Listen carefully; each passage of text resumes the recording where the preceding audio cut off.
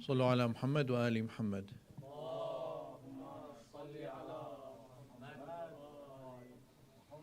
Welcome to the program. I will be starting with the Quran recitation with Surah Al-Baqarah, the first 3 pages, if anyone wants to follow along. أعوذ بالله من الشيطان الرجيم. بسم الله الرحمن الرحيم. ألف لام ميم. ذلك الكتاب لا ريب فيه هدى للمتقين الذين يؤمنون بالغيب ويقيمون الصلاة ومما رزقناهم ينفقون والذين يؤمنون بما أنزل إليك وما أنزل من قبلك وبالآخرة هم يوقنون أولئك على هدى من ربهم وأولئك هم المفلحون إن الذين كفروا سواء عليهم أأنذرتهم أم لم تنذرهم لا يؤمنون ختم الله على قلوبهم وعلى سمعهم وعلى أبصارهم غشاوة ولهم عذاب عظيم ومن الناس من يقول آمنا بالله وباليوم الآخر وما هم بمؤمنين يخادعون الله والذين آمنوا وما يخدعون إلا أنفسهم وما يشعرون في قلوبهم مرض فزادهم الله مرضا ولهم عذاب أليم بما كانوا يكذبون وإذا قيل لهم لا تفسدوا في الأرض قالوا إنما نحن مصلحون ألا إنهم هم المفسدون ولكن لا يشعرون وإذا قيل لهم آمنوا كما آمن الناس قالوا أنؤمن كما آمن السفهاء ألا إنهم هم السفهاء ولكن لا يعلمون وإذا لقوا الذين آمنوا قالوا آمنا وإذا خلوا إلى شياطينهم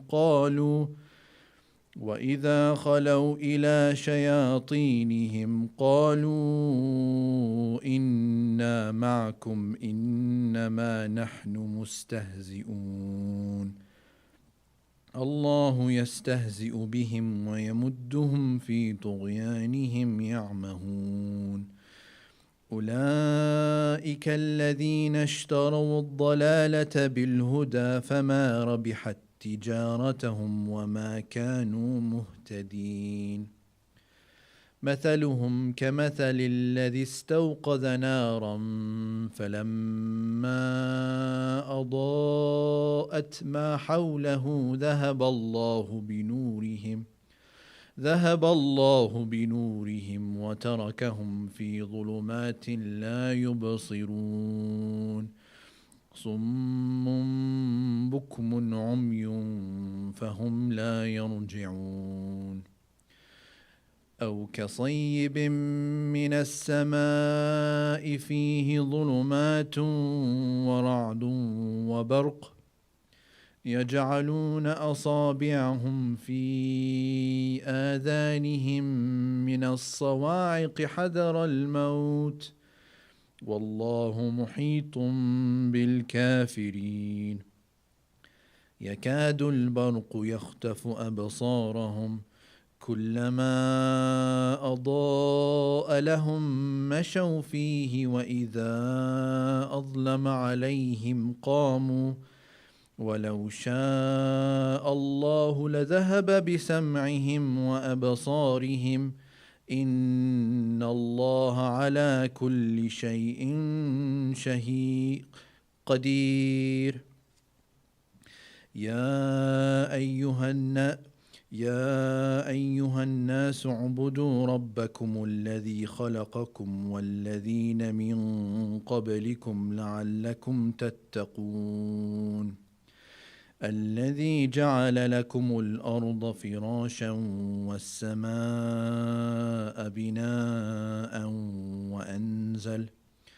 وأنزل من السماء ماء فأخرج به من الثمرات رزقا لكم فلا تجعلوا لله أندادا وأنتم تعلمون وإن كنتم في ريب مما نزلنا على عبدنا فأتوا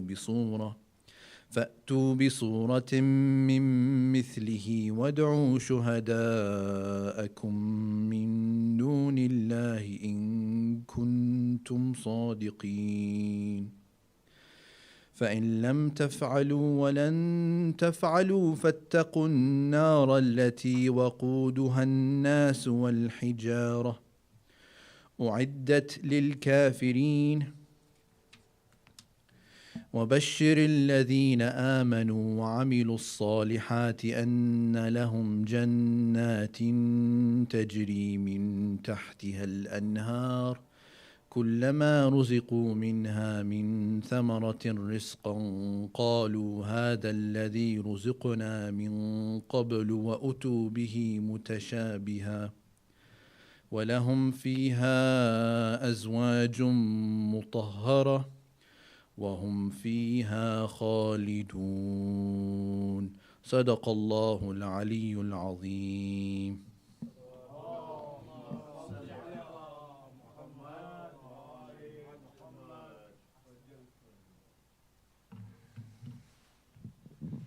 Assalamu alaikum, my dear brothers and sisters.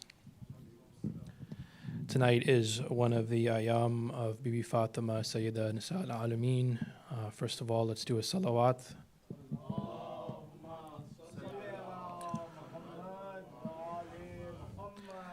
I would also like for a Surah Fatiha, my request for Wissam Abdul Rada. He is Shaheed in Lebanon, and followed by a salawat.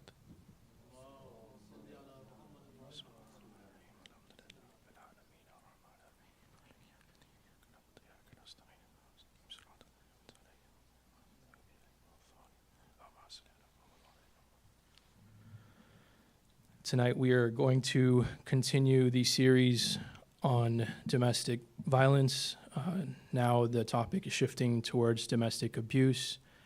This series is meant to raise awareness over the topic, and the nights that we see our masajid filled in regards to the shahadat of Sayyida Nisa al-Alameen, Fatima Zahra alayha salam, it introduces a point of reflection for us to see as a community, as brothers, fathers, sons, how do we stand up when the women of our community have been put in certain situations. And I would like to discuss the communities around the world have a 1 in 3 of the women in those communities victims of domestic abuse. And domestic abuse, domestic meaning something from, I believe,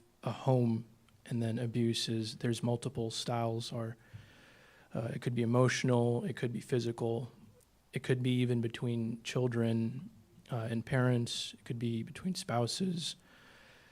Yet the community that we live in, we have a higher rate, unfortunately, the South Asian community, where there is a 1 in typically 4 men that are victims of domestic abuse, but in our community it's 1 in 9. Not saying to push those numbers higher, to abuse more men, but to reflect why does our community have an imbalance, and statistically it's something to reflect upon.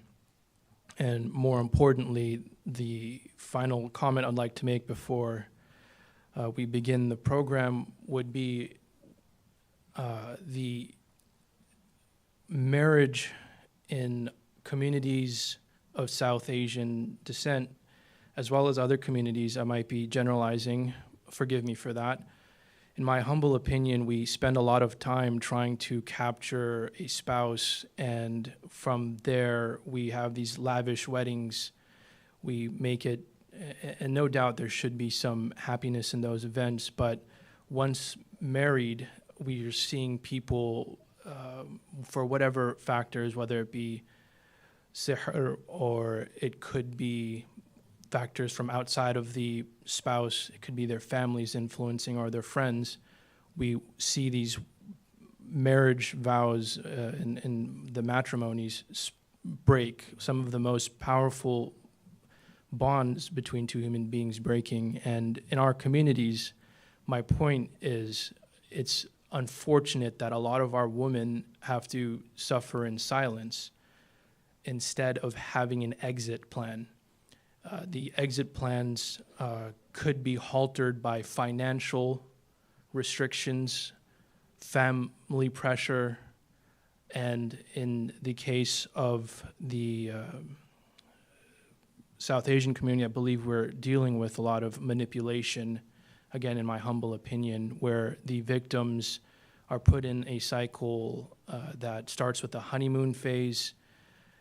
Later, it becomes a tension building phase, and then at once it explodes, which becomes the where you start seeing the consequences of this cycle in terms of violence or whatnot. And this repeats on average 7 times before there is a release for the victim or some way out. But in our communities, a lot of our women, unfortunately, will bear this pain longer than necessary, and that is a shame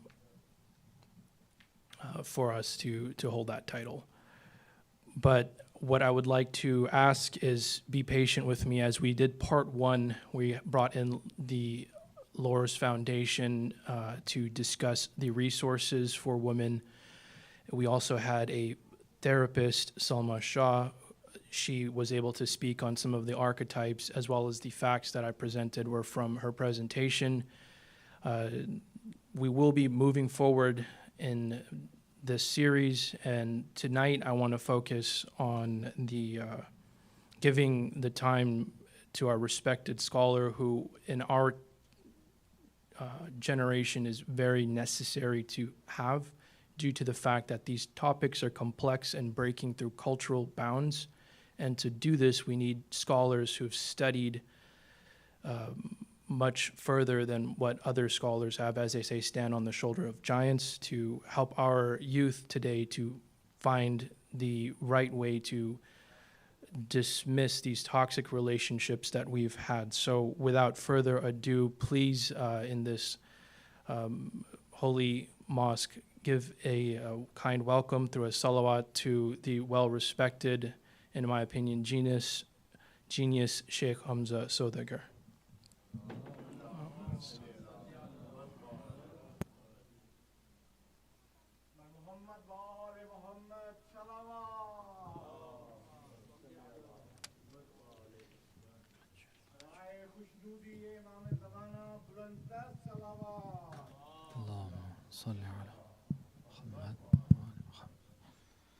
السلام عليكم جميعا ورحمة الله. أعوذ بالله من الشيطان اللعين الرجيم. بسم الله الرحمن الرحيم. الحمد لله رب العالمين، والصلاة والسلام على سيدنا سيد الخلق أجمعين، حبيبنا حبيب إله العالمين أبي القاسم المصطفى محمد.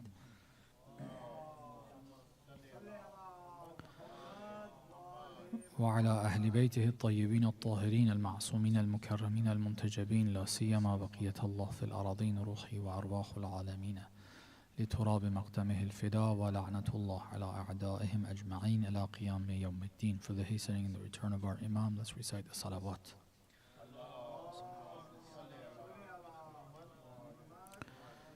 As these are the days and nights of the first Fatimiyya, I would like to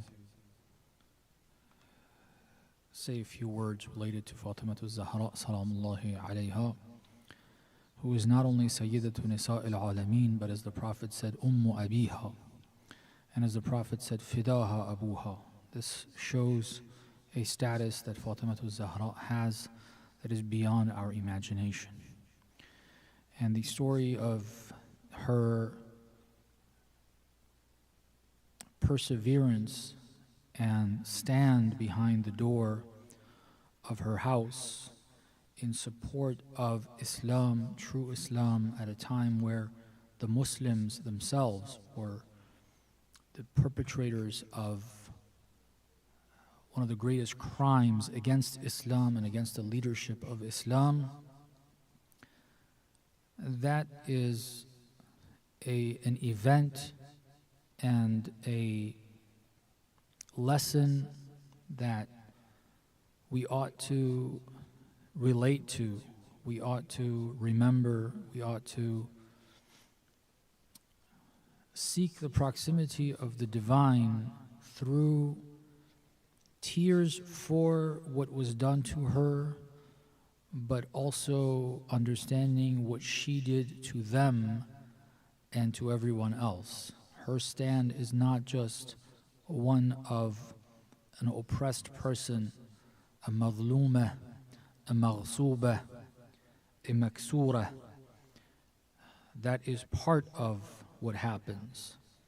She stands as a mujahida, she stands as Sayyidatu Nisa al-Alameen. She accomplishes something that we are all indebted to, and we need to understand that, inshallah. The majalis that are held in her name, we start moving in the direction of connecting with that aspect as well. Bi-idhnillah. Recite a salawat.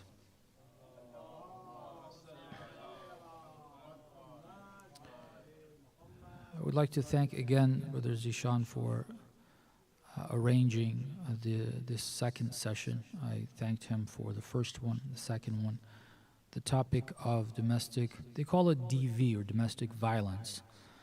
And when you hear that, you don't really think of, oh, we have a lot of domestic violence in our community. Where is it? But then when you explore the topic, what they mean by domestic violence includes mostly abuse. And that's why I think he went with the topic of domestic abuse this time. And that unfortunately is common in our community. It is something that happens in different relationships. But it has nothing to do with Islam. My struggle here, what I struggle with, and I hope to be part of making a change in our community, is to give a little bit of clarity on what Islam says on this topic. Because some of what is believed to be Islamic is what is used to create that abuse. I'll start with something very, very widespread, but very incorrect. What is that which is very widespread? It is that the husband has the right to divorce, not the wife. So the wife, once she agrees to the marriage, and she gets, I guess, tied in to that relationship of marriage, then she really doesn't have a way out. If the guy decides to divorce her, at any point he can do so. She is at his mercy. And if she wants out because the relationship is not good, she doesn't have a way out. That is a common understanding in our community.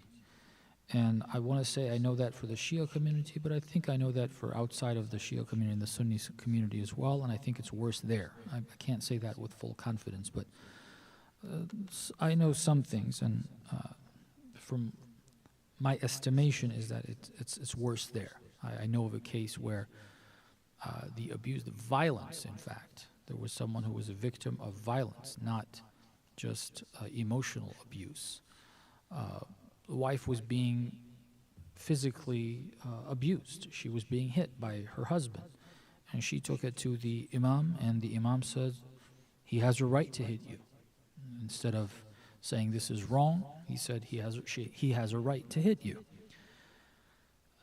So the foundation in our minds that allows for domestic violence, especially the abuse part, which is the one we more commonly find in the Shia community.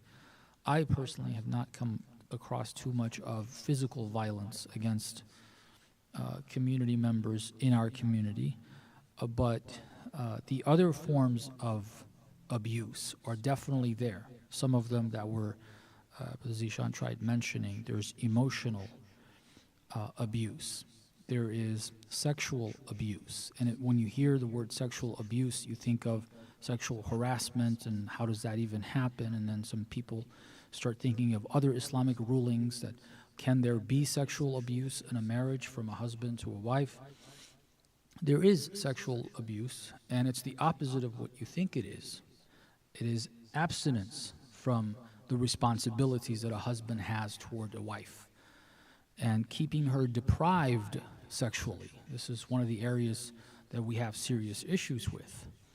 So these are examples of areas that religious understanding contributes to domestic violence in the area of abuse in the Shia community. In, as far as I understand, at least part of the Sunni community, it seems like physical abuse or domestic violence in the literal sense of the word is actually being justified to a certain degree, at least, with Islamic teachings. So there's a couple of points that need to be mentioned.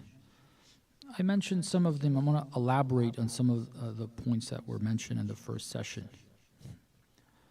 One is, we said that Islam categorically attacks and does not accept the foundation for domestic violence. For those who weren't there, it was mentioned, all the studies show, domestic violence of the various forms.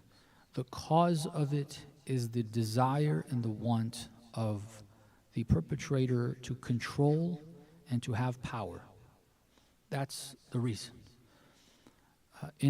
As they said statistically, mostly women in an intimate relationship are victims of this. That's just fact. Okay, that's statistics. One can argue, as Allama Tabatabai has argued in Al-Mizan in the chapter of At-Talaq, it's because there's a lot of room for a man to not do what is right and for the woman to be a victim of something wrong happening to her, which is why Allah repeatedly mentions ittaqullah, ittaqullah. He says, I don't find any other topic in the Quran where God repeats to a person that has obligations, in this case a husband, ittaqullah, be careful of God, be careful of God, be careful of God. There's a lot of room for slipping. There's a lot of room for a person to do something that is wrong. So categorically we said Islam is against this idea of power and control. I want to elaborate on this because when we have a problem in the community, there's two ways to deal with it. In medicine, it's the same. I'll use medicine as an example for us to understand. There's symptom treatment in medicine where you try to get rid of the symptoms. And then there's medicine that at least attempts to address the root cause. You try to get rid of the problem that's causing the unwanted symptoms, as opposed to dealing with the symptoms. You allow something to be there and to cause problems, and then you want to get rid, by numbing, for example, you want to get rid of some of those symptoms. That's one way of dealing with a problem. Another way of dealing with it is deal with the cause of it. Now, in domestic violence or abuse, I don't mean by painkillers. What I meant is in this case, what it would pan out as is that we could be talking about when abuse occurs as a community, how do we deal with it? Is it okay for us to call the police on someone? Is it okay to go to the court system? That could be a discussion, and I think it is a necessary discussion.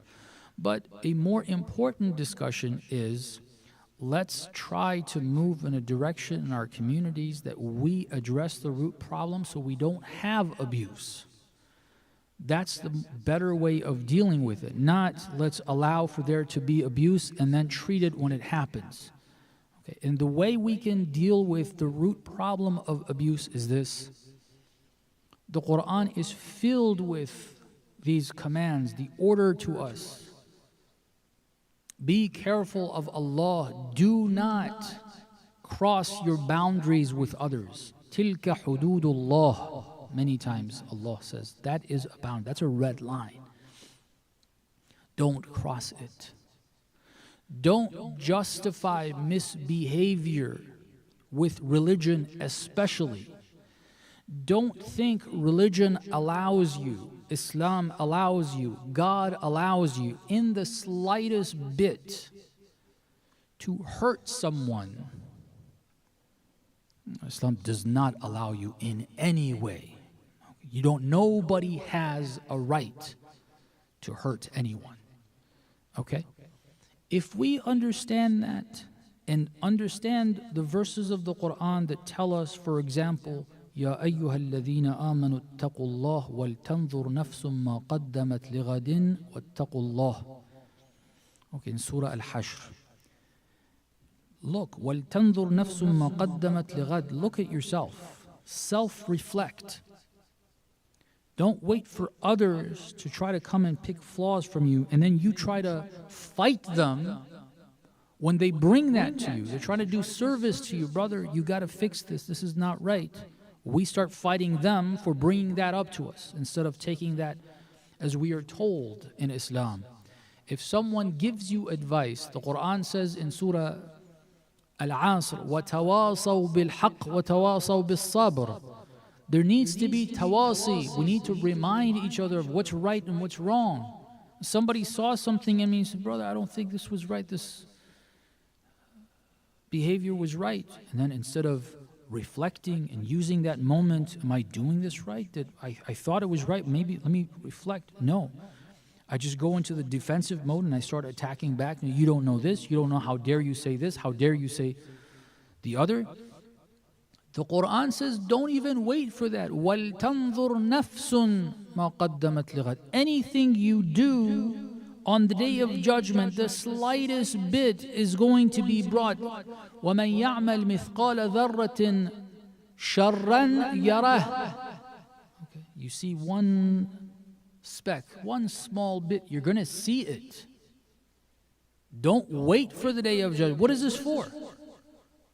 What are these verses for? We are supposed to self-reflect. If we as a community develop this, where I start picking out my flaws, and when I hear someone bringing something to me, whether it's my spouse, my children, my parents, my siblings, community members, to take a moment and see, honestly, be honest with yourself. The other verse in Surah Al-Qiyamah, Allah subhanahu wa ta'ala says, إن الإنسان على نفسه بصيرة.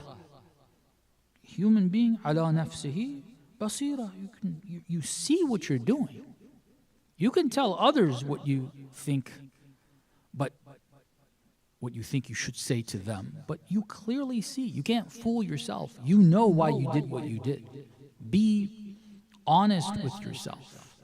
If this is our community, then there will be no abuse. As soon as one realizes, oh, I'm taking advantage of my age, my parenthood over my child.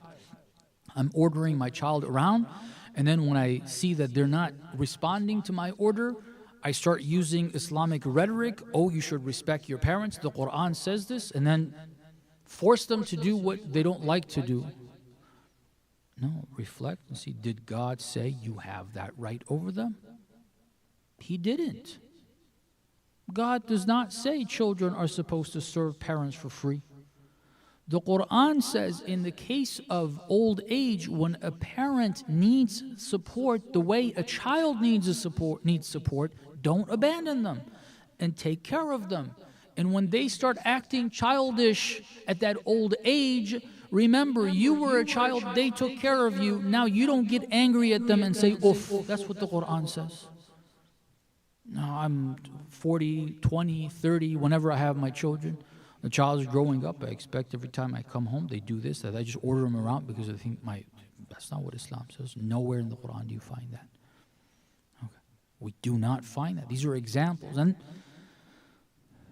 when they don't listen to us, I give some a basic example in the house that is very, very normal. I don't want to get to some of the more difficult examples to talk about, because I want us to get the general idea, not get lost in some example. Sometimes we get lost in an example that's mentioned. We get thrown off. We stop focusing on the general idea. We're like, we start coming up with judgments about that specific example, disagreeing with the speaker about the specific example, and then we don't hear anything else that's being said. I don't want to enter that. What I want to say is this: when the Quran speaks of us looking at our own deeds and telling us that we don't have the right over anyone, I gave the example of child or one's child, the spouse is another example. Either way, that we get to order people around, they need to serve us even if they don't want to and they're hurt by it. And then for us to use language that hurts them to try to get them to do what we want to. We don't have any such right over anyone. Anyone. No one has such right over anyone. If anyone thinks they do, bring themselves. This is not a debate. Go look. Again, God says every little thing you're going to do, you're going to be accounted for on the day of judgment.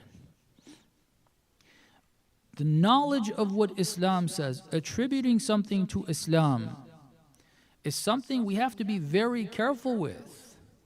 We throw out these things like, Islamically I have this right, or the child has this obligation, or the spouse has this obligation, or whatever. The Quran's wording to such a person is, Allahu adhina lakum am ala Allahi taftarun. Did God allow you to say that? Did God talk to you? If he didn't talk to you, then you got to find it in something that God has said, the Quran. Okay. Did you see it there? Did you read it there? Where did this come from? Taqwa means that. Taqwa, if you want to be careful with what Allah subhanahu wa ta'ala says, you want in implementation, you got to be careful first to make sure you're understanding what he has said. Okay. So we need a lot of work on this area if we are able to address this root problem by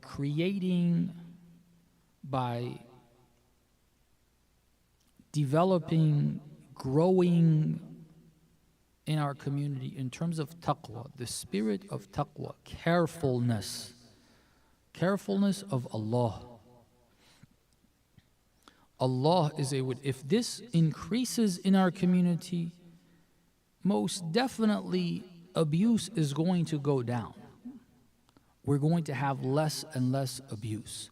If we don't fix this problem and we just want to bring outside forces one way or another, either community members to force someone to do something right because they don't want to, or take it to the police, to the court system, in this country that causes so many issues. Financial is the least of the problems.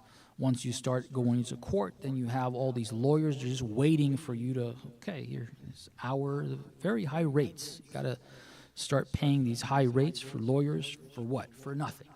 In the end, you're going to get trapped in these legal settlements that you're going to give into, and in the end, both parties lose. No one's going to be comfortable after that. We don't need to resort to that.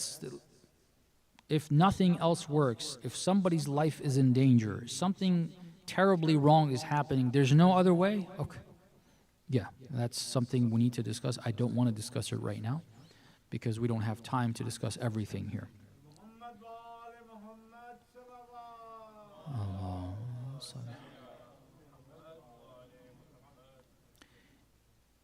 One of the aspects of this taqwa that I pointed out, now I want to elaborate more. I talked about a few points in the last session. I'm not going to talk about those exact few points, but there's a general theme that comes from taqwa. I already alluded to it, but I want to expound upon it. Taqwa is not just being careful with one's behavior. It starts with something which is being careful with seeing what God has said. Okay. There's a lot of misinformation in our communities in the name of Islam. I mentioned the example of divorce. Okay. I want to talk about a few examples of this. I think it's important. The general topic I introduced, but repeating that line a few times is not going to help us. We have to talk about examples that will do two things. One is to give us a little bit of insight into those specific areas, and two, allow us to investigate the different things that we've heard. And this is what I will encourage before getting into the specific examples. It is upon us, whoever has taqwa is going to go and investigate and see what God has said, and not just take some random person's word for it. Okay. Especially when you start seeing that there's discrepancy between what this alim or maulana or mujtahid or whatever and the other is saying. Okay. There's got to be more to it. Or the worst thing that can happen is, again, going with community norms that we just assume are Islamic. We don't know how much of it is from what book, how much of it is just the culture of the region that we're from that is presented to us as Islam. We have got to investigate and study. This is a general problem we have. Our community generally is very, very, very illiterate and uneducated on Islam. And unfortunately, very unwilling to take that. On a community level, we are doing what I said we individually do when a problem is brought to us. When somebody brings me a problem and tells me, Sheikh, you have this issue, or Hamza, you have this issue, I just become defensive and I just want. As a community, when people within the community say, hey guys, we are illiterate, like there's very little, pull up a verse of the Quran, who can understand this? As an example, fatwa, can you tell me what the fatwa is? Can you pull up a fatwa book? Can you explain to me the fatwa of your marja? You follow whatever marja you've decided to follow. I don't want to even get into the idea of why you're following. No, whoever you're following. Can you show me their fatwa and explain to me why you believe that this is their verdict on it? Are we able to do that? When it comes to history, are we listening to historic facts or myth? Okay. If it's fact, what's the reference? Where are we getting our information from? When this is brought up and examples are mentioned, people just like, no, this can't be right. Why? Because we've heard this all our lives. Oh, so hearing it all your lives of 50 years or 40 years or 20 years or whatever number of years there is makes it fact? If that's the case, then Christians have every right to be Christian because that's all they've heard throughout their lives. Sunnis have every right to be Sunni. Agha Khanis have every right to be Agha Khani because that's all they've heard. Never makes fact. You have to look for a reference. Where is this coming from? Recite a salawat, please.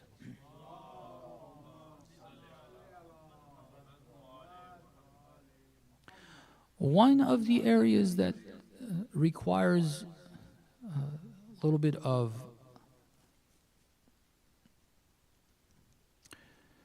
me getting onto the community is the idea of divorce.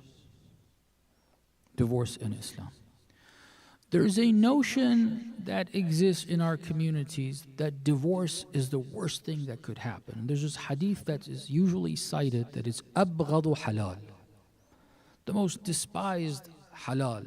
Hadith is cited, and then we use that with amama or without it, that the worst thing that could happen to a family, the worst thing that could happen in a community is divorce. One of the problems that people raise in our community is divorce rates have gone up. Okay. Can you tell me what's the rate of a healthy relationship in our community? You're just concerned about married people remaining in that marriage? Is that what God said? Are these marriages healthy relationships?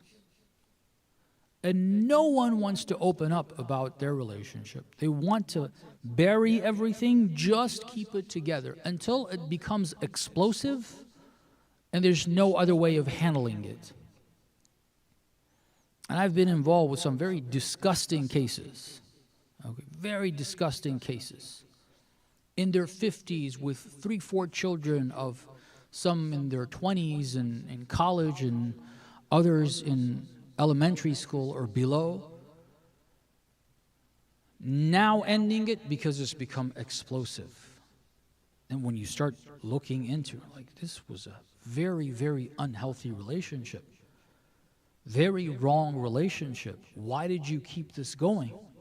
Because everybody told them the worst thing that could happen is divorce. And one of the other things that comes up with that, besides the hadith I mentioned, children. Well, the children are going to be devastated. It's going to ruin their lives. Who created this myth? Where does this come from in Islam? And where does it come from science? It's got to be one of these. Either statistics need to show that, okay, we don't have clarity on what God has said. We don't know that. We don't care if we're not Muslim or we're not strong believers. We don't care about that. Statistically, children growing up in a family that's been separated compared to children growing up in a family, you got to compare these two, not a healthy relationship. You got to compare an unhealthy relationship and children growing up in that environment and a divorced relationship. Has anyone done statistics on that? If we haven't, which we haven't, then it's all a myth. It's a myth. There's no reference for it. There's no scientific grounding for it. And then when you look at the Quran, it's even worse. I want to talk about this a little bit, okay? What God says, we scare everyone about divorce. Divorce is such a terrible thing. I don't want to promote divorce. I'm not saying, oh, divorce should be such an easy thing. It's very easily divorced, get remarried. That's not what I'm promoting here. You have to understand everything as it is, okay? The negativity or the positivity of a concept, a behavior, a practice has got to be exactly where it is, okay? You can't make it more bad in the eyes of people where they won't engage in it. They think it's worse than it is. When the time comes that this is the solution, this is the right thing, you don't want to do it. Why? Because you're scared of it. You've heard all your life, this is such a terrible thing. I'm going to get such a terrible name in the community because I've gone through divorce. It's a failed relationship, and so on and so forth. What does Islam say about this? I will encourage you to go and start with the Quran. Start with the Quran. Because the foundation of Islamic thought is the Quran. It's wrong for us to leave the Quran and then say, okay, let's go pull up some hadith. Why? Because hadith doesn't, in some book, doesn't mean the Imams have said it. Somebody says they heard someone else hearing a third person from a fourth person from an unknown fifth person, that he says, this unknown fifth person says they heard the Imam say this. Assuming all of those individuals are not liars and all of them are people that are careful, did the first person who heard the Imam verbatim say what the Imam said, or he processed it in his head, had an understanding, and the wording is his understanding of what the Imam said? If his wording is the understanding of what he had of what the Imam says, how accurate was his understanding? I've given plenty of talks, and afterwards questions that are asked or people attributing things to me, I'm like, I didn't say that. That's not what I said. There's a lot of misunderstanding. Maybe the guy misunderstood. He's not a liar, but he just didn't understand. He missed this. His mind wandered off for a second. He heard something. You can't just start with hadith. Because on top of what I just said, we do have a history of fabrication in different ways, with different incentives, within the Shia community, not just outside of the Shia community. We have this notion that, Sahih Bukhari is a whole bunch of lies, which is a lie itself. It's not true. Sahih Bukhari is not a whole bunch of lies. Sahih Muslim is not a whole bunch of lies. Some of them are not lies. Once I just randomly picked, I don't know if it was Sahih Muslim or Sahih Bukhari. I just picked it up and look, just randomly, I came across a hadith from Abu Hurairah. You're like, must be wrong. No, you know what it was? It was the shafa'ah of the Prophet. Perfectly sound hadith. It's very accurate. I don't know the wording, but he heard something. This time it wasn't a lie. It's about the shafa'ah of the Prophet. It's true. We have other references backing that up. It's not a whole bunch of lies. There are some lies. In the Shia books, there are some narrations that are not reliable. They're not correct. They're not said.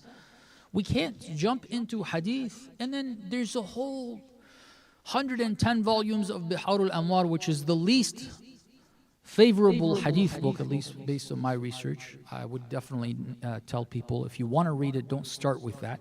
Definitely start with the more original books of hadith, Al-Kafi, and then after Al-Kafi, go to some of the other works of Sheikh As-Saduq, which is the second major muhaddith of ours. Then third, Sheikh At-Tusi. When you're done with those hadith, then start going with the later books. Don't start off with Bihar al-Anwar from the 11th century. Okay, that's not a wise and intelligent way of going about it. Go to the Quran, though, first and foremost. Refer to the Quran. This book is there, most definitely, according to itself, according to the Prophet, according to the Ahlul Bayt, in the same hadith books, a book of guidance. The brother just read Surah Al-Baqarah. ذَلِكَ الْكِتَابُ لَا رَيْبَ فِيهِ هُدًى لِلْمُتَّقِينَ. It's a book of guidance for the muttaqeen. Not a book that somehow magically you just read it, this mumbo-jumbo that I don't understand, and then suddenly it's going to cause me to do the right thing. No, it's words. It's words. It's sentences. It gives guidance with the message that is carried in the words. Go refer to it. Look at the verses in Surah Baqarah, Surah Talaq, a few other chapters in Surah An-Nisa. God talks about divorce. For example, in Surah Al-Baqarah, Allah subhanahu wa ta'ala says, الطلاق مرتان فإمساك بمعروف أو تسريح بإحسان. Go read that. Is there any negative connotation you can sense? Set aside everything else you've heard, just the wording of the Quran, because that's how that works. Just the wording, pure wording of the Quran. الطلاق مرتان. Talaq can happen twice. There's no negative connotation to it. Absolutely no negative connotation to it. Surah Al-Talaq, it starts with Ya ayyuhan nabi. If I remember after that, either Ya ayyuhan nabi or Ya ayyuhal ladhina amanu. It says إذا طلقتم النساء or إن طلقتم النساء فطلقوهن لعدتهن. Read, I'm giving you a couple of references, I'm giving you a few words from each of these chapters and parts of the Quran. Surah An-Nisa, there's a couple of verses related to the relationship of men and women in marriage. الرجال قوامون على النساء بما فضل الله بعضهم على بعض. And then إن خفتم نشوزهن, read that part. And إن امرأة خافت من بعلها إعراضا أو نشوزا. Read that verse as well. It goes into 100 plus the last verse that I cited. Go and read these. Okay. Just pay attention to the meaning. The ones that directly talk about talaq, because the ones I mentioned from Surah An-Nisa don't directly, they don't use the word talaq. It's related to it because it's related to marriage, and it's related to talaq in other ways as well, especially in imra'atun khafat min ba'liha. There's very important teachings there related to the separation and the woman's right over there. But go read them all. Set aside everything you've heard from any Mulana, any person, any parent, any grandparent, any book you've read. All that out, just what the Quran says. Show me to correct me. This is not a challenge. I don't like that language. We're not debating here. We're trying to find out what's true. I haven't found it. You go read it. If you find it, come tell me. Come tell me. Where is it in the Quran that it says this is a terrible thing? Another thing, when the topic of divorce comes, like, oh, there's a child involved. There's a child involved. You have to make it work for the sake of the children. Did God say that? Show me, again, I haven't, this is not, I'm trying my best, because sometimes you subconsciously say something, you don't realize the connotations. My intent is not to be in debate mode. Rather, it's to show this is what I find, and an honest request from you. Go and read it. If you find otherwise, come and talk to me. I will look at it again. If you find something that you think says that, I'm willing to hear it. I definitely want to. If I need to correct my understanding, I will correct it. I've corrected plenty of understandings of mine. I'm willing to correct it 50 more times if I need to.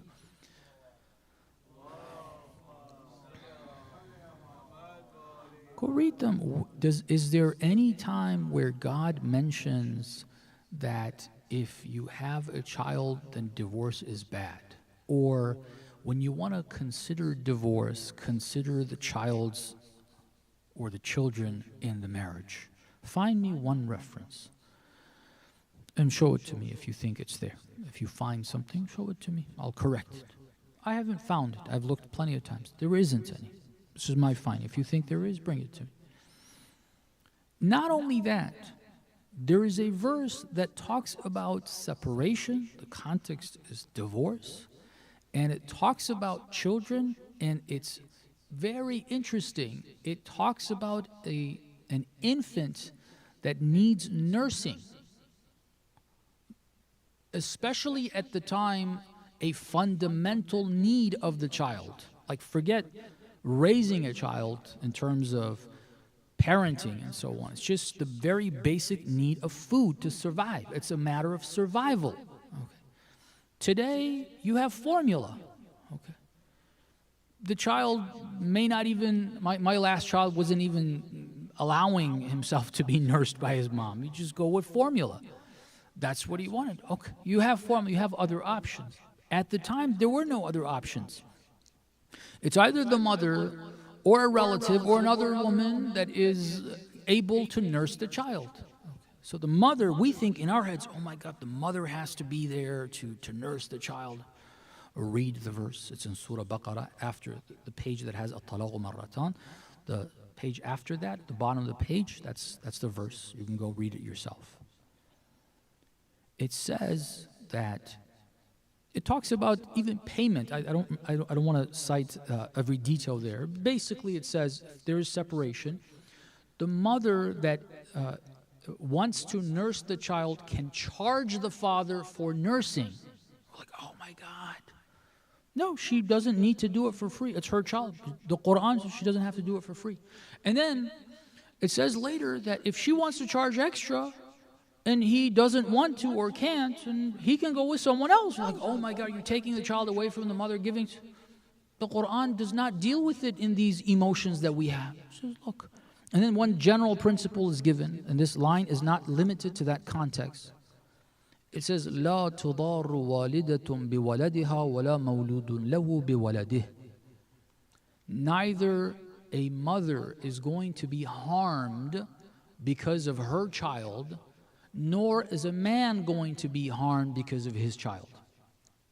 This notion that you need to take this abuse, this hardship, this terrible relationship, or not a terrible relationship in terms of an abusive relationship. That's another case, because our session is about abuse. But when we're talking generally about marriage, sometimes it's not abuse, just like the two parties realize that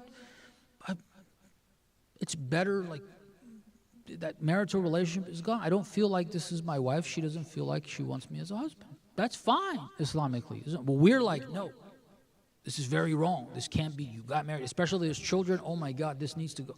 That's not the language of the Quran at all. To keep people in a relationship that they are not able to conform with God's law toward one another, because God's law includes taking care of each other emotionally and sexually. When you don't have that affection toward one another, you cannot uphold that. Okay, God says you need to uphold this. Imsakun bima'ruf or tasrihun bi-ihsan. Either you keep your wife and you treat her the way God says, take care of her physically, emotionally, and then financially as well there. If you can't, you don't want to, you don't feel like it anymore, okay. You don't have to continue with that. That's the language of the Quran. This whole thing about how terrible divorce is, oh my God, this, that, the other, that's not the language of the Quran at all. Go read it for yourself. Go find yourself something convincing. If you want to hold on to what we've been taught, this is everything I've been taught. Everything I've heard is very, very, divorce is such a terrible thing. Oh my God, poor kids, parents got divorced. I know people, I know people very close. I don't need to try the people very close to me. They're children of divorce. And they're great people. Just think, oh my God, poor kids going. That's not the language of the Quran. That's not human life. We have perverted, we have diverted, we have gone from Siratul Mustaqim on this, which is what God says, to these other things, and which I honestly don't know where the source of it is, but it's not Allah, it's not the Quran, it's not the sayings of the Prophet. We need to correct our understanding of divorce. When divorce is allowed, and if it's allowed, then it's allowed. Don't look down upon a person who gets involved with divorce. Let me say something about this again. It's not abuse. And sometimes it is abuse, because they mentioned most cases of domestic violence or abuse are women being the victim. Okay, that's most cases. But there are cases that a man is being abused. That is also something that's there. Men get abused by their wives. That happens. It's less cases, a lot less, but it does happen. If a man is being abused, he has every right Islamically to divorce. So, but within the community, what is anyone he speaks to, they're going to tell her, no, divorce is terrible, don't do that. You have children. This is the language. Brother, sister, whoever is advising this person, it seems like you think you're advising them based on Islam. Go read Islam before you advise anyone on what Islam says. Go figure it out. And if it's not what Islam says, don't give that advice, because you don't know if it's good for them. Look, God knows what's good for us and what's not. And we don't know what's good for us and what's not. If we did, we would not be in the mess that we're in right now. Look at the Muslim world. The best of us, in ways, are leaving the Muslim world, coming to the West, enjoying the freedoms of the West, the education of the West, the economy of the West, the luxuries of the West, the comforts of the West. And our countries are a big mess. Rulers are terrible. Governments are terrible. Government services for people are terrible. Medical services are terrible, except for those who've been influenced and just given everything up to the West, like the UAE. There's nothing about the UAE that has to do with the UAE. Everything is Western, including the decision to have ties with Israel. It's just it's not run by them. Okay, except for countries like that, which are the worst of us. The countries that we are running, look at them. Look at us.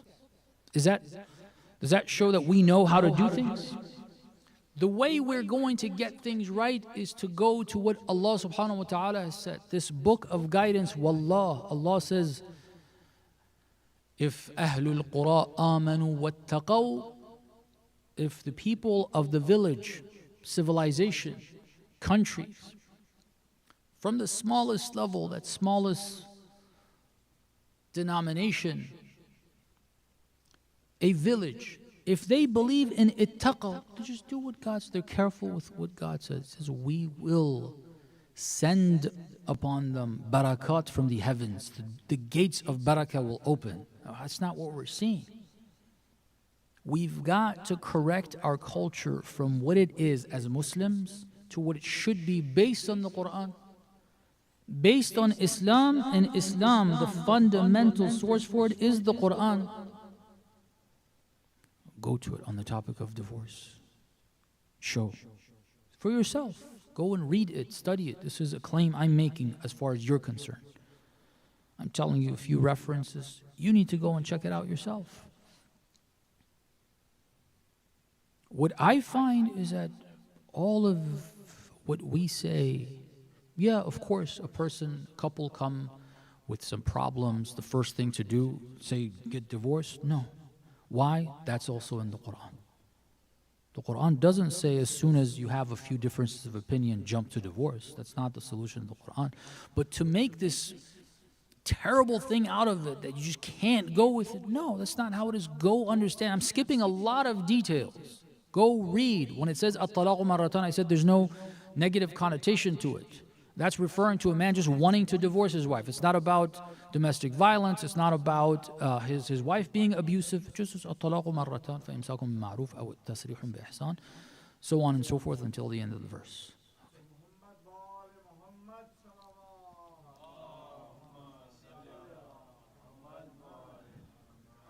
So why is it worded like that? Why is it that husband gets to divorce? Just, it doesn't set any condition. It doesn't say try first to do this. It doesn't say try first to do the other. And then in a certain other context, when they both come and they have problems, it does say حَكَمًا مِنْ أَهْلِهَا حَكَمًا مِنْ أَهْلِهِ, try to resolve issues. And then if things don't work out, then break it up. The correct understanding of where divorce is. This is a foundation. Let's not forget, we're talking about domestic abuse here. One of the factors that allows for men to abuse their wives is this misunderstanding of divorce. The guy thinks he Islamically has this right over her. He can hold her hostage and force her to do what he wants because she cannot live a normal life if she does not give in to it. It's up to him. He's not going to give the divorce. Even if you do the legal divorce, you're going to be stuck Islamically. You can't you either have to go commit fornication, adultery, what have you, or if you want marriage, it's just not going to happen because you remain married. Okay. So she thinks twice about anything. This needs to be corrected. That's not the system of divorce. That is not the case. According to the Quran, that's not the case. One of the references for this, last time I mentioned this, I didn't mention any reference, I believe. One of the references is this. In Surah An-Nisa, Allah subhanahu wa ta'ala says, إِنْ خَافَتْ إِمْرَأَةٌ مِّن بَعْلِهَا إِعْرَاضًا أَوْ نُشُوزًا. I think I'm getting the order right, but it could be the other way around. نُشُوزًا أو إعراضا. It's one of the two. The order of these two words. إن خافت امرأة من بعلها نشوزا أو إعراضا or إعراضا أو نشوزا فلا جناح عليهما أن يصلح بينهما صلحا والصلح خير. It says if a woman sees that her husband is either involved with nushuz, which is what we're dealing with here primarily. Nushuz is a husband not fulfilling the obligations that God says in the Quran. Again in Surah An-Nisa, earlier in the chapter, الرجال قوامون على النساء بما فضل الله بعضهم على بعض. That outlines the obligations of a man in marriage and the obligations of a woman in marriage. So a woman sees that the husband is not taking care of her financially, or psychologically, emotionally, sexually. That is الرجال قوامون على النساء بما فضل الله بعضهم على بعض. That's what that's referring to. She realizes, or she sees signs behaviorally, not suspicion. Okay, no, his behavior is showing he's moving in the direction of nushuz. If one time it occurs, it's not nushuz. Okay, one time I neglected, but if it starts becoming a pattern, that's خافت من بعلها نشوزا أو عراضا. When there's a pattern starts developing where the guy does not want to fulfill his obligations. Okay, what is she supposed to do? It says, لا جناح عليهما أن يصلح بينهما صلحا. It's not a sin on either of them for them to settle on a settlement where she receives less than his full obligation. Okay? There's not a sin on either of them. In other words, a husband who's mistreating, he's involved with nushuz. Nushuz is a sin. God said you have to treat her in this way. You're not doing it. All right, that's a sin. But she sees that she has a choice. She has a choice. This is the part that is related to that idea that I said. I'm going to get back to this. She has a choice. The Quran says it's not a sin for her and him to settle on her receiving less than her fair share of the rights she has over her husband. It's not a sin for either of them. So the man who is committing a sin, if she settles, there's got to be a verbal agreement. That's what sulh means. There has to be, not just assuming, well, she's going to, no. They have to have a conversation, communication, communicate, talk. If she is okay, not forcing her, if she decides, it's a choice that she has. If she says, okay, up to this amount, this is what I'm willing to settle. These rights have to be fulfilled. If you agree neither party is committing a sin, that's being emphasized there because in the end, the wife is receiving less and the husband is giving less. It says it's not a sin if they settle. Then the verse a little further down, it says you cannot leave a woman in this state of, I call it barzakh. That's not what the verse says. Okay, Kal-mu'allaqa is the verse. That she is neither married because she doesn't get the benefits of marriage. He does not fulfill his obligations. It's on and off whenever he likes. She can never know if I'm going to get this or not. Okay. And on the other hand, she is not unmarried to be able to marry another person. That's called kal-mu'allaqa. فَتَذَرُوهَا كَالْمُعَلَّقَةِ. You're not allowed to do that. They cannot, a woman is not allowed to agree to a settlement where she receives zero benefits of marriage. No. Less than the full benefit of marriage, a little less, okay. But entirely no benefits or so little it's nominal, no, you can't. You're not even allowed to do that. In the case where it says that in imra'atun khafat min ba'liha i'radan, that tanween is for that purpose. It's a little bit, not entirely, a little bit of it. Then she can do sulh, and then it says, وَالصُّلْحُ خَيْرٌ. Sulh is better. Okay, sulh is better, but it's not necessary. What's the other option? The other option is divorce. When you say she has this option, it means she has the other option as well. Both are options. She's not at the mercy of the guy whether he wants to divorce or he doesn't want to divorce. No, there's an obligation here. This marriage, if she is seeing nushuz, the guy is not taking care of her. If it's just a little bit, she has two options. One is allow for the marriage to continue and settle for something less, a little less than the full deal, the full benefits of marriage. She's allowed to do that, and it's not a sin. For her, it's better, not for the guy, because he's supposed to give full. If he's not, it's not better for her, for him. It is better for her, though. She's making a sacrifice, but as long as it's a little bit, not the entire plate of marriage. There's no benefits. It's just that, okay, I can't get married to anyone. When it says this option is there, that means the other option is there. What other option? Well, you don't remain in marriage. It's very clear. It gives you one part of the other option. One option. Any other option is going to be related to separation. And a hadith that explains this as well, but this is one of the foundations of that. There's another verse in Surah Baqarah that refers to this, and that's where the concept of khul' and mubarat in fiqh come from. I don't want to get into that.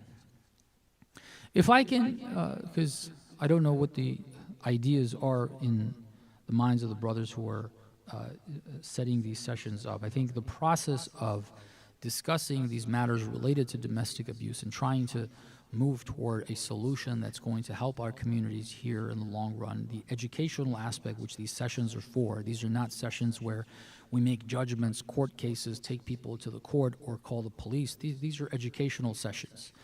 Educational sessions to try to correct people's minds, our minds, the community on this, are not going to be one or two. One or two sessions are not going to lead to that. Now, I'm not suggesting that we need to keep having them and want to set something up, but my point is, I was prefacing this idea that, obviously there's a limited time and there's many different topics related to abuse, but one of them is this: once there is abuse, let me finish this and say that this is the only aspect. I was thinking of being able to discuss a few more points related to abuse from an Islamic perspective and the misunderstandings that we have of what Islam says that cause and create an environment that allows for abuse to happen. But I'm just going to end it with divorce. And so when it is established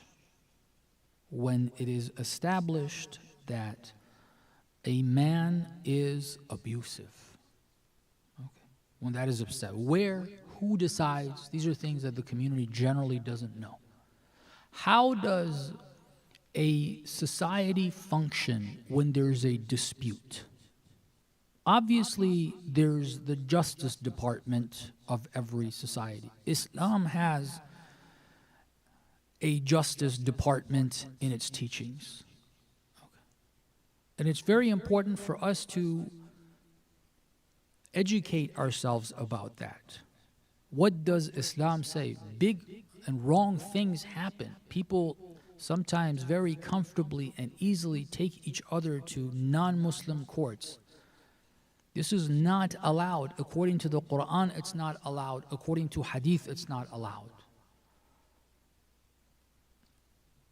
The Quran has a few verses very clearly. I don't remember wording that I can, or the chapter that I can definitely say where it is. Inshallah, at some other point, maybe I want to discuss this more thoroughly. I can cite that verse.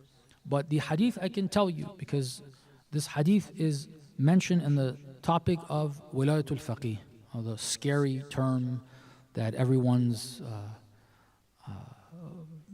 starts to panic when they hear.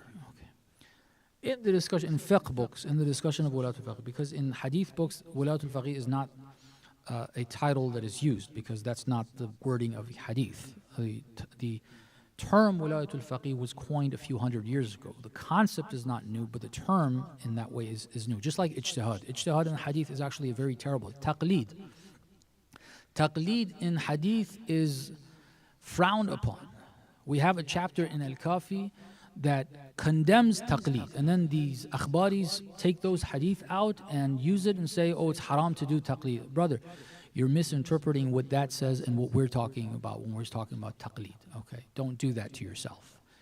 Ijtihad similarly, and then this idea, wilayatul faqih as a term that's, it's a few hundred years old. I'm not sure 4 or 5 or 3, but it's only a few hundred years old. As far as I read, I didn't do an independent research on it myself, but Mullah Mahdi al-Naraqi is the first one who coined the term wilayatul faqih, and he is a couple generations before Sheikh al-Ansari, so that would be around 300 years ago, roughly.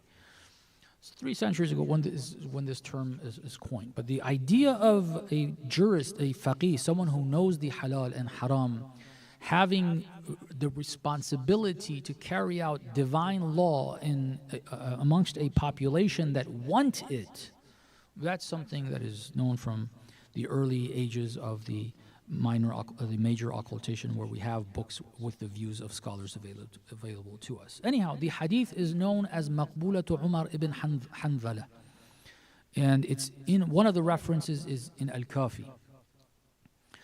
In Al-Kafi, this is from, if I remember correctly, from Imam Sadiq salamullah alayhi. Umar ibn Hanzala asks the Imam, says, there's a dispute between 2 of your followers.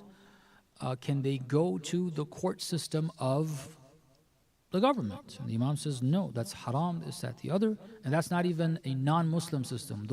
That was supposedly Islamic. Superficially, it's Islam. They use terms of Islam, but it's not approved of, let alone just straight up kufr. That's nifaq, let alone straight up kufr. He says they're not allowed to. Then he says, then what are they supposed to do? the Imam says they must go to a person that عَرَفَ حَلَالَنَا وَحَرَامَنَا, person who knows our halal and haram. That scholars have said, knowing halal and haram, that means you've done enough research, you know it, you've seen it, you've seen the verses, you've seen the ahadith. And the term that they've coined for it, again, that's a recent development, is ijtihad, a mujtahid. A mujtahid is the one that is supposed to resolve disputes. So when we say it becomes evident that this man is abusive, who determines that? Just some community member? We set up courts in our homes, and someone who doesn't know Islam thoroughly, has heard it from their parents, read a couple of books here and there, but doesn't know it inside out, they make this judgment? No. عَرَفَ حَلَالَنَا وَحَرَامَنَا, which ulama have used the term ijtihad. A mujtahid has got to look at the matter and see, is it the case that this man is actually abusive, or is it really a difference between them? She does things, he does things. Yeah, perhaps the solution is in the end divorce, but the way you handle that is one thing. But if it becomes clear that he's abusive and he's trying to keep her in the relationship, it is wajib on the mujtahid who sees this to give a verdict of divorce. It becomes wajib on the mujtahid to do this.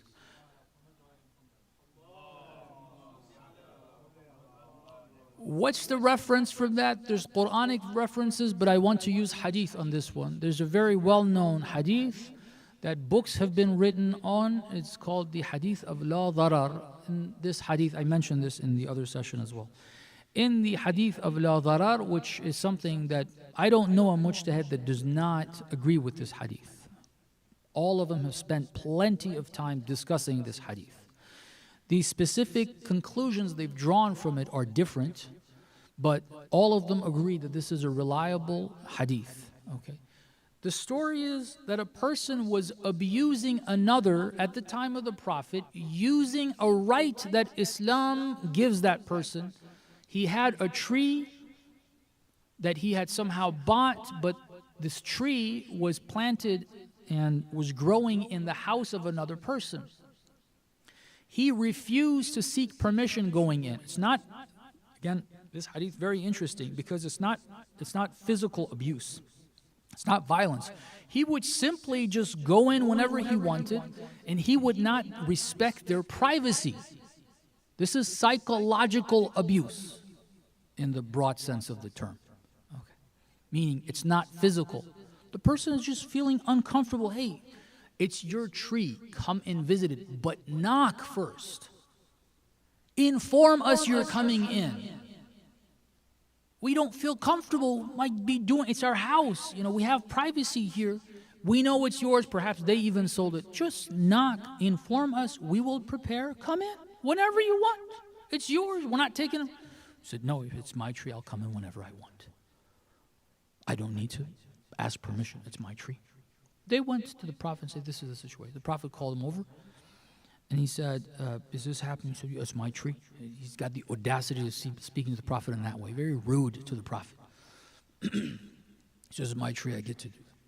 He said, but just, nobody said it's not yours. Okay, just knock. He said, no, it's my tree. The Prophet saw he's adamant. He tried to fix the problem by telling him, look, can you sell the tree to me? He wanted to spend out of his pocket to help resolve the issue.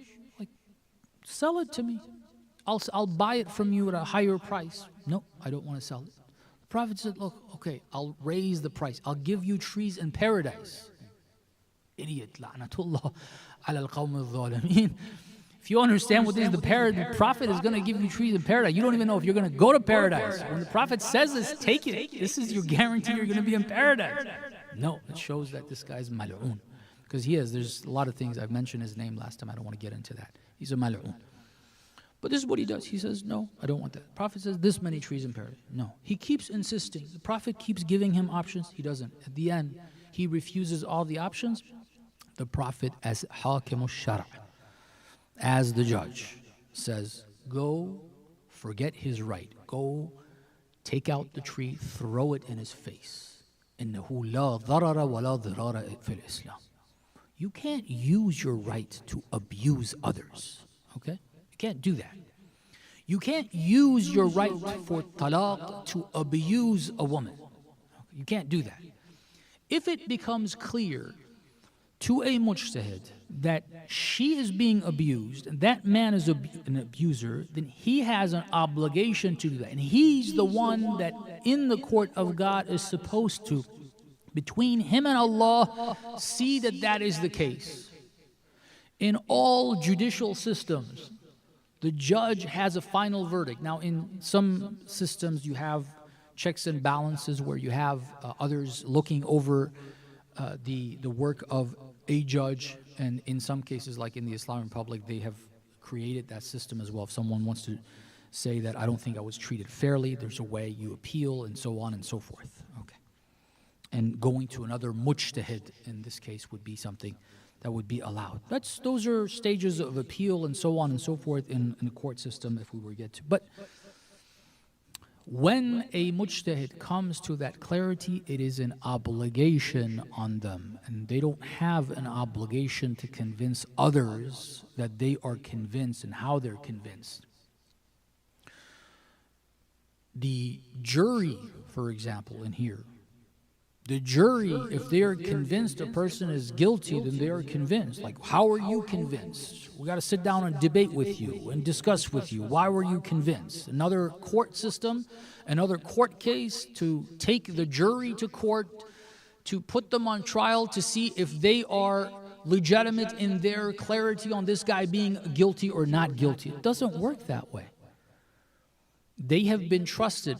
Allah, according to these ahadith, the A'imma have said you need to trust. The wording is very strong. It says, فَإِنِّي جَعَلْتُهُ عَلَيْكُمْ حَاكِمًا. The Imam says, I made such a person a hakim on you.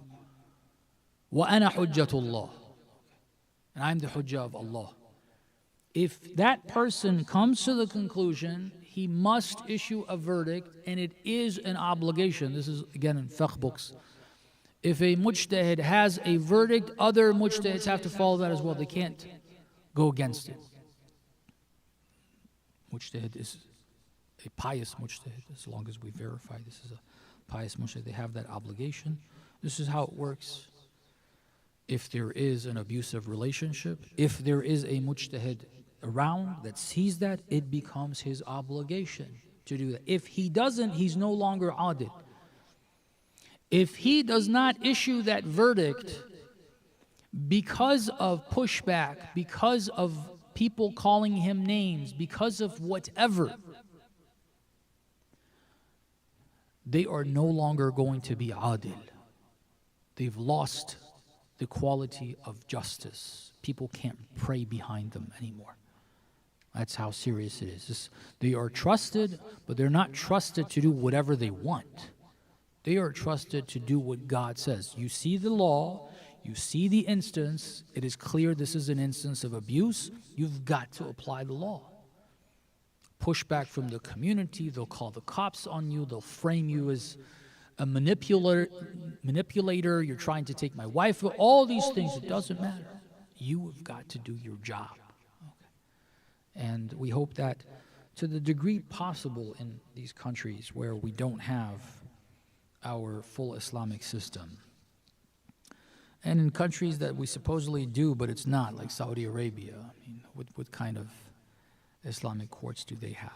The injustice in the name of Islam is terrible. Okay, we hope that Allah helps us move in a direction where we can have Islamic justice on the face of the globe the way Allah wants, under the leadership of the Imam of our time, with his presence, inshallah, sooner. بحق الزهراء وأبيها وبعلها وبنيها. We ask Allah to hasten the return of our Imam. We ask Allah to help us be his true and close companions. We ask Allah subhanahu wa ta'ala to help all those who are helping his cause, especially our ulama, our maraja, above all our leader. We ask Allah to forgive us all of our sins. We ask him to forgive our parents, our grandparents, our relatives, all believers, those who are alive, those who have left this world. We ask Allah to relieve all those who are suffering from hardships, difficulties, illnesses, especially the people of Gaza, the people of the West Bank, the people of Lebanon that are being massacred. And along with, first it was the massacres and the genocide in Gaza, now a similar unfortunate situation in parts of Lebanon. plenty of great shuhada that it hurts us to hear that they were murdered in that way. Ya Allah, relieve the people that are in this hardship that we're seeing. There's not much we can do besides dua and pointing the finger at the zalimeen who are committing this in the White House and in Tel Aviv, the losers that are doing this, the other governments in that region, the Turkish government, the Saudi Arabian government, the UAE, and whoever else is helping with this genocide. La'natullah alayhim. May Allah curse them and relieve those who are suffering from the hardships at the hands of these zalimeen. Bi'idhnillah ta'ala, we hope that we see relief for all those people mentioned in that region and all the others who are facing difficulties, but this is the most difficult scene that we're seeing today before us. بالنبي وآله رحم الله من قرأ الفاتحة مع الصلوات.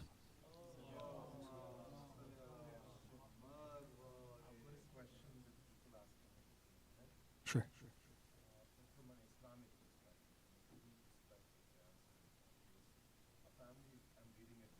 Sure.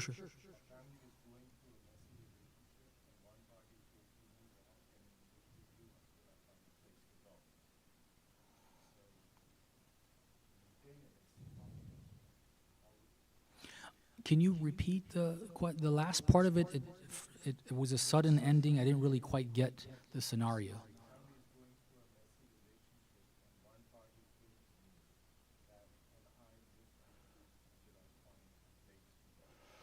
Yes, good question. And there's a lot of, I'll repeat the question, by the way. There's a lot of details that are not mentioned. I cannot give a verdict for that specific case, but I'll give some general ideas. So the question is this: there's a messy relationship between, in a family, and then one party comes to me and asks me if I can stay at your place until I can find a place. What is our responsibility? And earlier in the question, it was said that the answer from a humanitarian perspective is clear. They want to know from an Islamic perspective. So the parts that are not clear is, what case exactly is this? Is this really a case that a person is in such a difficulty, or they aren't in such a difficulty? There are cases where claims are made, and when investigated, you can't confirm those claims. I've been involved with cases of that. There was one case, and it's not in this city, so you don't need to start guessing about who it might be, or you'll never guess. It's not even in this city, it's not even in this area. But the person who came to me was actually the wife, and she complained about her husband and things that he does, and so on and so forth. And, well, you start off with whatever you've heard, so I started off with that, and I told her, I gave advice based on what she said. I always say, when somebody asks me a question, I'm not confirming what they're saying to be true, but you asked me advice based on a scenario you described. I'm giving you advice based on that scenario being true. Whether it's true or not is not I cannot make that decision. If it's true, then this advice is good for you. If it's not, the advice is not good for you. It's only going to work if what you're saying is true. So anyway, long story short, in the end, after a couple of years or a year of involvement in that case, I came to the conclusion clearly that while the relationship was messy, but the bigger problem was the wife and not the husband. In the end, she went to, after all the things that were said, like, okay, let's do this Islamic way. In the end, she went to the non-Islamic court and forced him to give things that Islamically are not her right. She didn't care. That's another sign that she was the one who was the problem. Anyhow, so there are cases that, things like that happen. I don't want to say when someone approaches you to reject them because they might be not at right here. They might be the one who is the problem. You can start assisting, okay, a person. Firstly, if they really think that they need a place, you are absolutely okay with providing a place, okay, to say the least. The reason why I say you're okay is because you're not sure if this person is actually in the right in doing so or not, because you have a fear. Let's say the scenario is because this sounds like a wife is in trouble and she's trying to leave. Because if it's the guy, usually the house is owned by the guy. Usually the guy doesn't leave. It's the woman that leaves. So the question that comes to one's mind is that if she's not right, am I assisting someone who is obligated to stay in her house, to leave her house for something that's not legitimate, okay?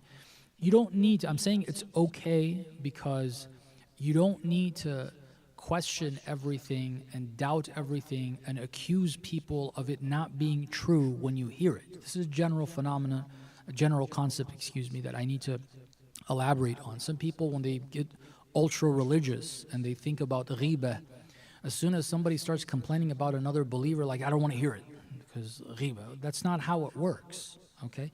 When we're talking about a relationship and someone is claiming that they're being hurt in that, that's no longer a private matter that somebody saw somewhere and now they're bringing it to the public. It's a relationship, a person at least feels they're being violated and they are complaining to someone else about that. It's perfectly fine to hear that. You don't need to judge that it is true.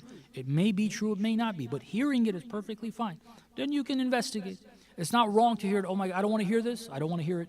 It's a personal matter. What is this? Where did this come from? This is not an Islamic teaching. You are allowed to hear it. You must hear it because it might be the case that the person needs help. So hear it. They said this. They claim they need a place right now. It's perfectly fine for you to allow them to stay and then investigate or talk to them. Is there something that can be done? Is this really that bad? Talk to them. Try to get clarity about this and make decisions based on that. But you can start off providing them with that place because last session we had a couple of organizations were introduced as shelters and domestic violence or DV shelters, especially for women, but for anyone, but mainly for women, and so on. And it sounds all great, when you hear about these organizations, but then when you hear about people who actually need the service and they go and they try to get some services from them, you realize it's not as nice and dandy as they make it seem. Now, I don't want to accuse, there was a particular organization there. I don't want to say they're not because I'm not aware, I don't know, but just generally, this person, what I'm trying to say is that if a believer is approached by a sister who is struggling for a place to live, at least she thinks that she's being violated, she's in danger, she needs a place to stay at, you can offer your place and take care of them, and then see if things need to change. If it becomes clear to you that no, this is not right, then change that. It's not a sin to do that. It's perfectly fine. In fact, again, because your understanding at the moment is this person is claiming it, and I don't have any reason to say they're a liar. I'm not going to accuse their husband of anything either, but I'm going to help this person. Assisting another believer that thinks they need help is definitely virtuous. It's not wrong. We should not think it's wrong. We should not think, oh my God, I'm helping create problems in the family, or God forbid, more nafsani or selfish reasons for rejecting that help and rejecting giving that help by thinking that, oh, I know the husband's family, they're going to think of me in this way, they're going to say this about me, or I don't want to get involved with this, it's going to be messy. Islamically, that's not justified. Islamically, providing that assistance is necessary. A person, we're always very eloquent in citing Amir al-Mu'mineen, saying, oh, Amir al-Mu'mineen said to his sons, Kuna lil-zalim khasman walil-mazluma awna, be against the zalim and be a supporter to the mazlum, and then when they come to your door, like, no, I don't want to have anything to do with this. This is not right. Zulm can happen within the community, within the household. So we have to assist, we have to help out. And of course, again, you don't need to have a full-on judgment. I'm 100% sure the guy's a terrible person. No, you start assisting, you try to probe, try to talk, try to see if you can help assist, if there's something that can be resolved. And if you do really see that, no, the guy is a terrible person, then help her more than that, not just providing space to her. There was a hand up back there.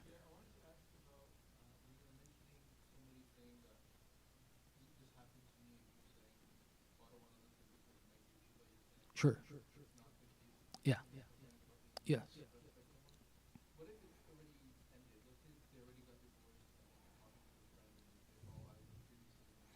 Yeah.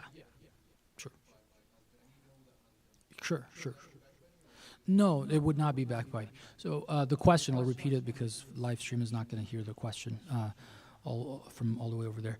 The question was, I mentioned something about the ghiba and said, if somebody's talking about them being abused, it's not wrong to hear it. He said, what if the abuse is already over, the relationship is already over?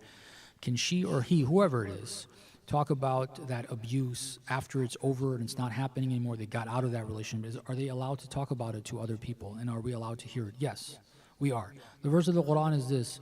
God says, لا يحب الله الجهر بالسوء من القول إلا من ظلم. God does not like to mention in words su, wrong things. Don't mention إلا من ظلم. If a person is mazlum, they have a right. They have a right to tell everybody, this person abused me. Hearing it is perfectly fine as well. I do, what's the word I'm looking for? I do caution, thank you, to not come to a judgment quickly. They have a right to say it if they are actually mazlum. You're allowed to hear it not knowing whether they are mazlum or not. There's a claim that they are mazlum. Okay.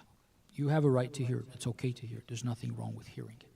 But for you to make a judgment that they are mazlum without knowing anything beyond what this person is saying is not correct. You can't make that judgment. Be careful.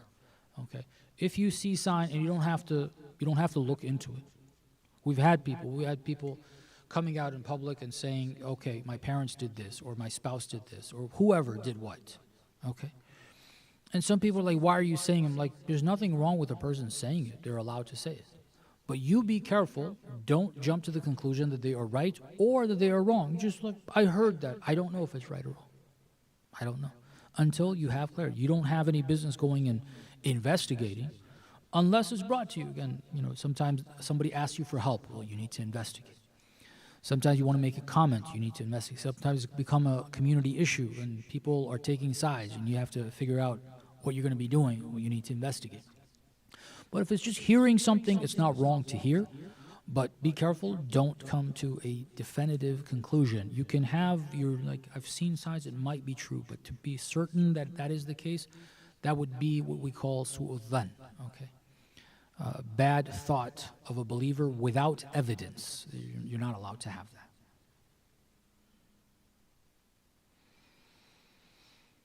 Yes.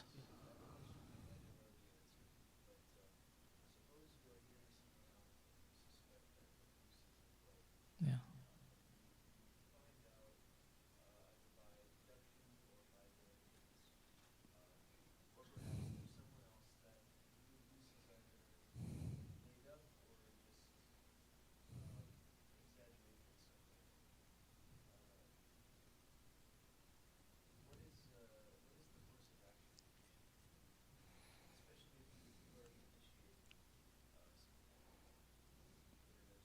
Intervention.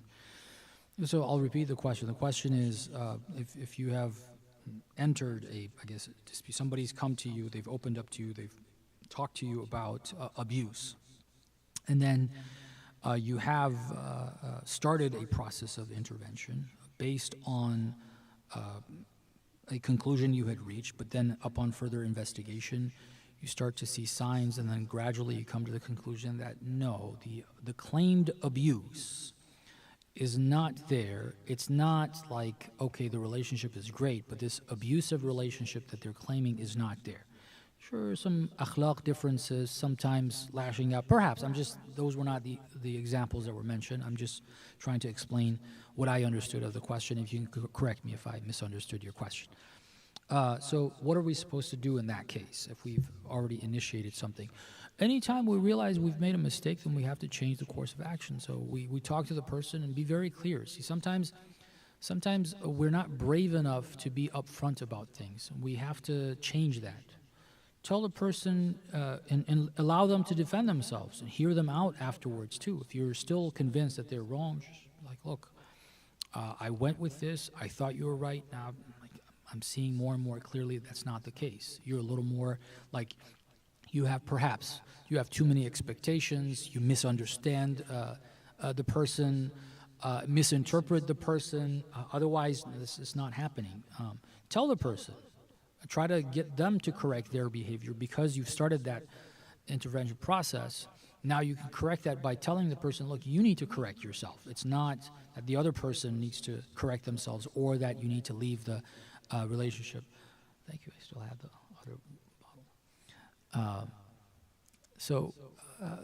Correcting anything we realize, at whatever point we realize that we made a mistake, go back and correct it. Allah has always left that door open, and we shouldn't leave it. We should be responsible. The same way that we got involved with that intervention, we took steps to help the person that we thought was in an abusive relationship. Now that we realize that they're not, we have to take the legitimate steps to correct that, okay? Including telling the person, telling others that we perhaps told that we think this guy is abusive, and now we realize it's not the case. We need to go tell them that was a misunderstanding. I thought I had clarity, but then things started to surface that I didn't know before, and I realized I made a mistake in my judgment. That's fine. We make mistakes in our judgments. Correct it. That's what we need to do. But if the question is related to, okay, so what's the fate of that relationship? That I can't really comment. There's a lot of unknown for me to say. Should they stay together? Should they not? Should I encourage them to stay? For example, if it's a she who's claiming that abusive relationship, and then upon further investigation, it becomes clear that it's not. Okay, so should we encourage her to just stay in that relationship? Not necessarily. Not necessarily. If the relationship, in our judgment, is actually not abusive because there's misunderstandings, that happens. That very much happens, where he or she thinks that he or she, the other spouse, said something offensive, consistently says something offensive or does something or so on that we are offended by, we are hurt by, but when you look at it more carefully, you realize it's really a misunderstanding. Okay, I can't give specific examples, but I have come across this relatively, I don't want to say very frequently, but there are many cases that I've come across this where that happens. So, okay, that's the scenario. Does she have to stay in that? Not necessarily. Should she be encouraged to continue with that? Perhaps you need to have some level of judgment or just not have any judgment. Say, I don't know, but it's not abusive. I can't help any further. I don't know. I really don't, because this drains you. Like getting involved in that, it's really draining. Like if you realize it's not abusive, so you don't have an obligation to save someone from someone else. Like, look, beyond this, I don't have the energy to deal with this. Go to somebody else. Okay, that's some. But if you do want to help, make sure you have something clear about whether or not you can advise them to stay in this relationship, try to make it work, give them advice on how to do that, or to where's the cutoff point? Where do you say, okay, I think enough attempts have been made. This relationship is not going to be a good relationship. There's just really not. There's two options. You either keep this in this messy way and just continue with it in the hope of maybe somehow miraculously it changing, which is not a good thing. That's a wrong way of looking at it. Hoping that miraculous, if you tried what you needed to try and it doesn't work, then it's done. Well, the option is either waiting for a miracle or ending it, and end it. You're not told to wait for a miracle. That's not what the Quran says.